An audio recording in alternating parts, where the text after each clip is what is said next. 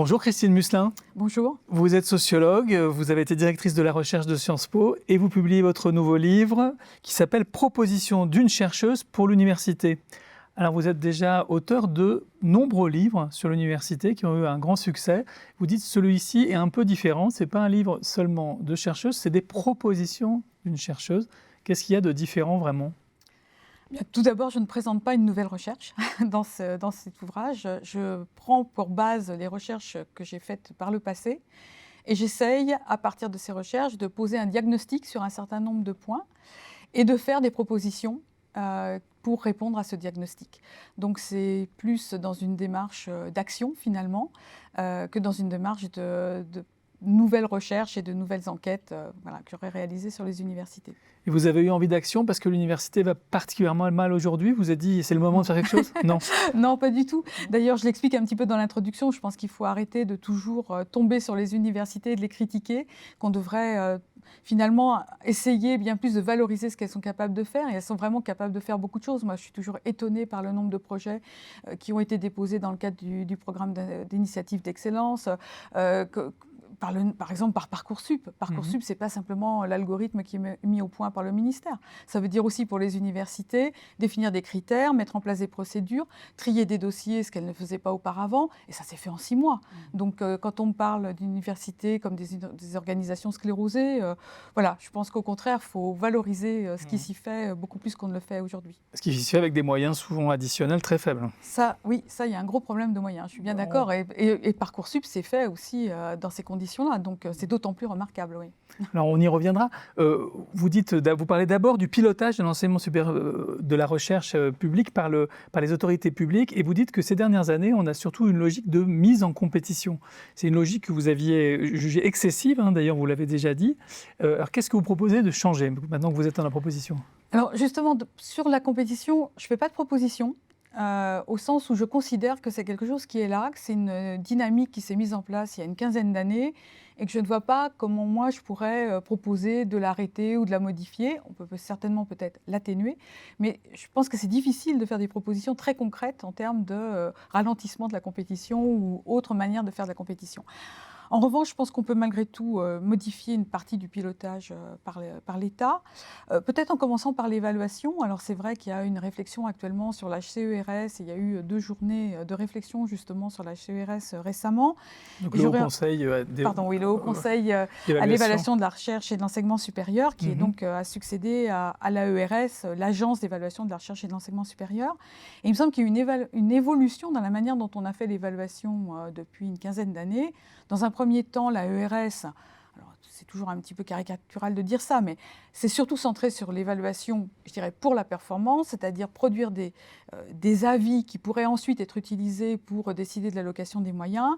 Et je pense que la CERS a plutôt orienté ses travaux vers de l'évaluation que j'appelle formative, c'est-à-dire plus à destination de ceux qui sont évalués, et plus dans l'optique d'une auto-évaluation, presque de l'assurance qualité, c'est-à-dire vérifier que les procédures à l'intérieur sont bien mises en place pour vérifier la qualité de l'enseignement, de la recherche. Et je pense que c'est aller trop loin dans ce sens-là, qu'il faudrait... C'est trop accompagnant, finalement. Il faudrait être plus surplombant et sanctionner. Je pense qu'il faut faire les deux. C'est-à-dire, je pense qu'il faut de l'évaluation formative, parce qu'à un moment donné, se poser la question de qu'est-ce que j'ai fait par le passé, qu'est-ce que je veux faire à l'avenir, je pense que c'est extrêmement positif et ça donne une dynamique qui est vraiment très importante. Mais je pense qu'on n'a pas, finalement...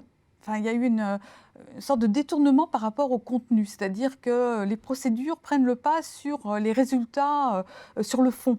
Et je crois que c'est là qu'il faut apporter des modifications, prendre en compte le fond beaucoup plus, et puis refaire de l'évaluation plus pour la performance, entre guillemets, puisque c'est comme ça qu'elle est appelée, mais disons qu'il peut être ensuite prise en compte par des parties prenantes extérieures qui peuvent l'utiliser pour l'allocation des moyens. Alors ça veut dire que finalement, là, vous renforcez aussi un peu la concurrence entre les établissements quand même. Alors oui et non, parce que j'essaye d'argumenter le fait qu'il ne faudrait surtout pas que ces évaluations de performance en fait, soient utilisées pour être ensuite transposées dans un logiciel de calcul des budgets, un petit peu comme on l'a connu par le passé avec Sympa, par exemple, où il y avait une partie... Sympa, c'est le nom du logiciel, c'est le nom du logiciel. Le résultat. Non, je ne sais pas s'il était sympa ou pas, mais effectivement, c'était le nom assez ironique finalement du logiciel, avec une partie, je dirais, où on mettait des informations sur les activités, le nombre d'étudiants, le nombre de mètres carrés, etc., par discipline. Et puis de l'autre côté, il y avait la prise en compte de la performance avec les notes qu'avait donné l'AERS, qui donnait un petit pourcentage budgétaire. Je pense que si on applique ça à tout le monde dans un système qui est beaucoup plus différencié que par le passé, à cause de la mise en compétition, finalement, on va toujours donner au même. Et on va produire un effet Mathieu, pour reprendre l'expression du sociologue Merton. Je pense que ça, ce n'est pas souhaitable. Si on a un système qui est différencié, il faut qu'on accepte l'idée qu'il y a des profils d'universités différents et qu'on soit capable, pour chaque profil, de dire quels sont les meilleurs. Donc, je pense qu'il faut utiliser les évaluations de la performance bien plus dans le cadre d'une contractualisation avec les établissements, contractualisation pluriannuelle qui porte sur l'enseignement et sur la recherche, et pas simplement sur la recherche comme la loi de programmation pour la recherche semble vouloir le faire. Ça veut dire qu'on va quand même approfondir l'autonomie des établissements, c'est-à-dire qu'il va y avoir quand même plus de différenciation, et donc ça, vous êtes en faveur de ça finalement? C'est difficile d'être contre quand on voit d'une part la situation telle qu'elle est créée. Moi, je suis pour la différenciation, mais pas nécessairement pour la stratification. C'est-à-dire que la différence entre les deux n'est pas toujours très nette, mais l'idée de stratification, c'est l'idée qu'il y a ceux qui sont très bons en haut et puis ceux qui sont très mauvais en bas. C'est la France d'en haut et la France d'en bas. Alors que la différenciation, ça veut dire que toutes les universités n'auront pas nécessairement exactement les mêmes missions, mais qu'elles peuvent être très bonnes, pour ne pas dire excellente, le mot qu'on utilise tout le temps, sur leur profil. Mais si on a des profils différents, on ne peut pas appliquer un logiciel, un algorithme qui s'appliquerait à tout le monde. Donc ça veut dire qu'il faut contractualiser avec chaque établissement en fonction de son projet et en fonction de la réalisation du projet précédent, et le faire de manière pluriannuelle. C'est très difficile. Finalement, pour l'instant, il n'y a pas de contrat. C'est-à-dire que l'État ne s'engage pas. On signe un contrat, mais il ne s'engage pas pour les 5 années. Ouais. Donc, voilà. On a plutôt des systèmes de tableurs Excel qui tournent un peu dans le vide, quoi, en fait, pour dire les choses très crûment. Quoi, en fait. Oui, tout à fait. Vous parlez d'énormément de choses, vous connaissez très très bien le monde universitaire, et notamment sa gouvernance qui est parfois compliquée de l'extérieur à comprendre. Et vous expliquez que sur la longue période, en fait, finalement, les présidents d'université ont pris le pouvoir au détriment des doyens, et ensuite que l'administration centrale a pris le pouvoir au détriment de l'administration qui est sur le terrain dans l'accompagnement des départements de formation et de recherche. Alors, est-ce que c'est inéluctable? Est-ce qu'il faut le renverser? Qu'est-ce que vous prenez dans ce domaine? Alors, peut-être d'abord pour expliquer pourquoi ça s'est passé comme ça, parce que je crois que c'est important là, de resituer dans l'histoire des universités très rapidement. En fait, le système universitaire français reposait sur des facultés jusqu'au mouvement de 68. Avec la loi Edgar Faure, on recrée des universités, on donne aux universités la possibilité d'élire un président, et ce président, il faut qu'il se construise, je dirais, contre les facultés. Donc, dans un premier temps, que ce soit la loi Faure, ensuite la loi Savary de 84, et puis bien sûr la loi Pécresse de 2007, on renforce le pouvoir du président pour qu'il puisse exister face aux facultés. De ce fait, on a petit à petit complètement affaibli les doyens, et je pense que ça, ce n'est pas une solution viable à long terme. D'autant que les présidents, de ce fait, se reposent essentiellement sur leurs services centraux. Quand vous avez dit administration centrale, c'est l'administration centrale des universités, pas celle qui est à Paris, pas celle du ministère. Vous avez raison de le dire. Et ils se reposent sur cette administration centrale. Ils se reposent souvent sur toute une équipe de vice-présidents qui leur servent finalement à avoir le contact avec la base, et on ne passe pas par les doyens qui seraient le niveau naturel, en fait, le relais naturel, le niveau intermédiaire. Et quand je dis relais, ce n'est pas du tout péjoratif, c'est au contraire une activité extrêmement riche et difficile d'ailleurs à tenir entre la base et le président. Parce qu'on est quand même dans des universités, c'est-à-dire que le président, on l'a renforcé, mais il ne sera jamais comme à la tête d'une grande entreprise. Il doit faire avec une profession, la profession académique, qui a ses règles. Il n'est pas très légitime sur les sujets qu'il ne connaît pas bien, sur les disciplines qu'il ne connaît pas bien. Il a beaucoup de mal à intervenir sur ce qu'est le bon enseignement, la bonne recherche, parce que déjà à l'intérieur d'une université. On a beaucoup de mal à savoir ce que c'est que bien enseigner, comment on fait une recherche qui va produire des articles qui vont être lus par beaucoup de personnes. Voilà, on ne sait pas très bien quelles sont ces technologies de production à l'intérieur de l'université. Donc tout ça fait que les liens hiérarchiques à l'intérieur de l'université sont plutôt des liens faibles.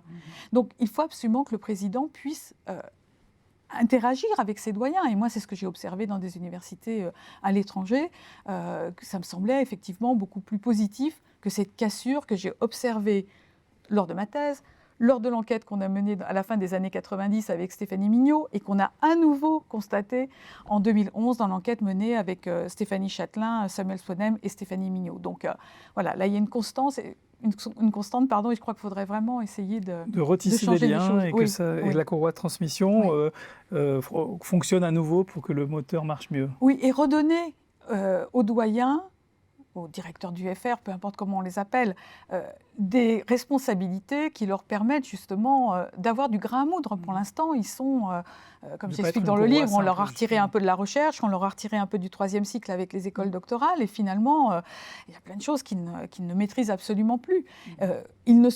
Ils sont très rarement solidaires de leur président, et les présidents nous disent très rarement avoir confiance dans leurs doyens. C'est une situation qui n'est pas très saine. Qui est très difficile à vivre pour les uns pour les autres. Alors, une troisième partie de votre ouvrage, elle est assez personnelle, parce qu'elle est consacrée à la vocation universitaire. Donc, c'est celle que vous avez eue déjà, et que vous vivez depuis.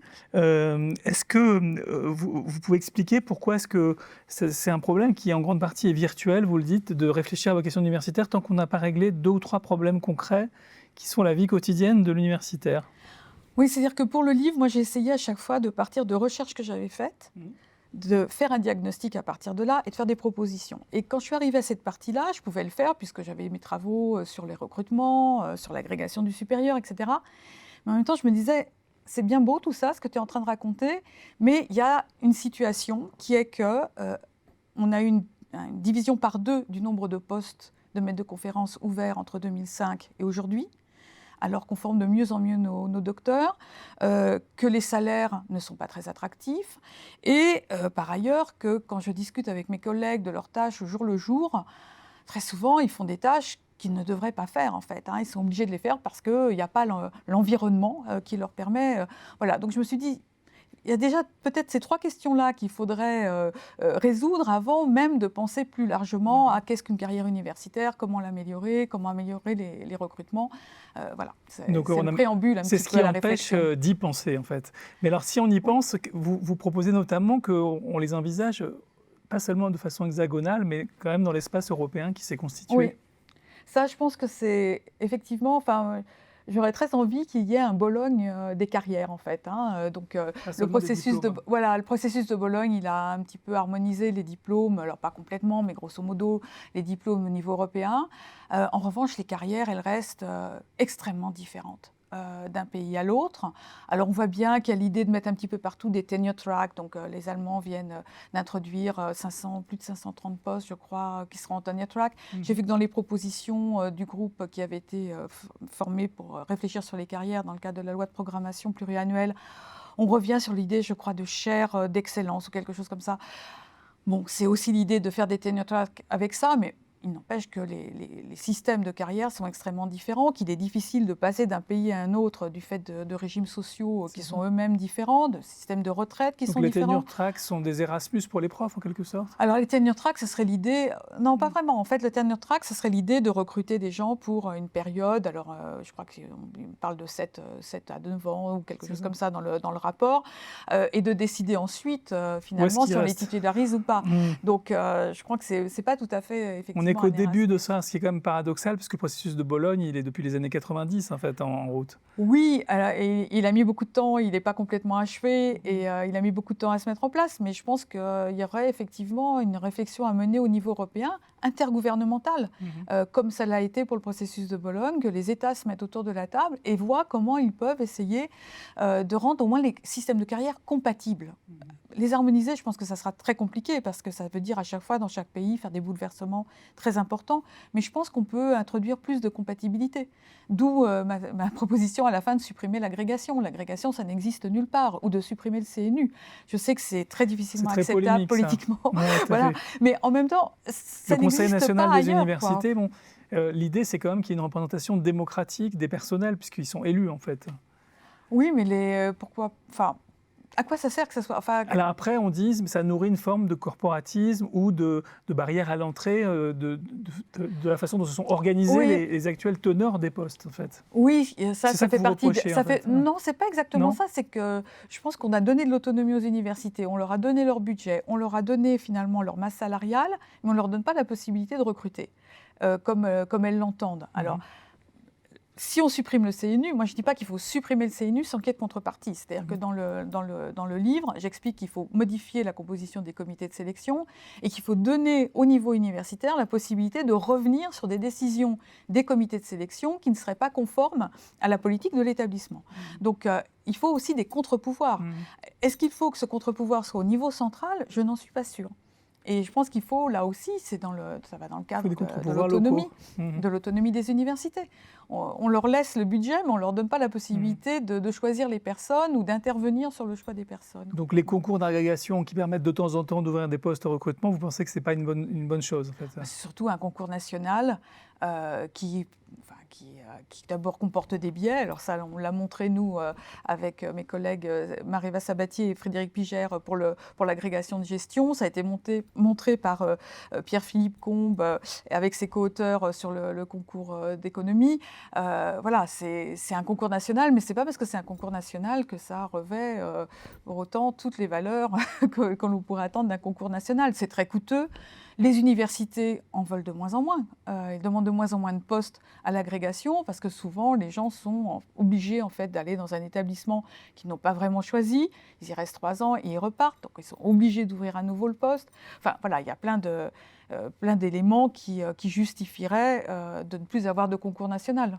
Et de poser les problèmes autrement, parce que finalement, vous voulez au bout d'un processus, on voit bien qu'une partie du chemin a été fait, que ce soit l'européanisation ou l'autonomie.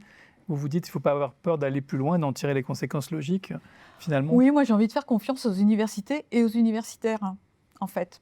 Ce sera le mot de la fin. Merci beaucoup, Christine Musselin. Merci beaucoup. Merci.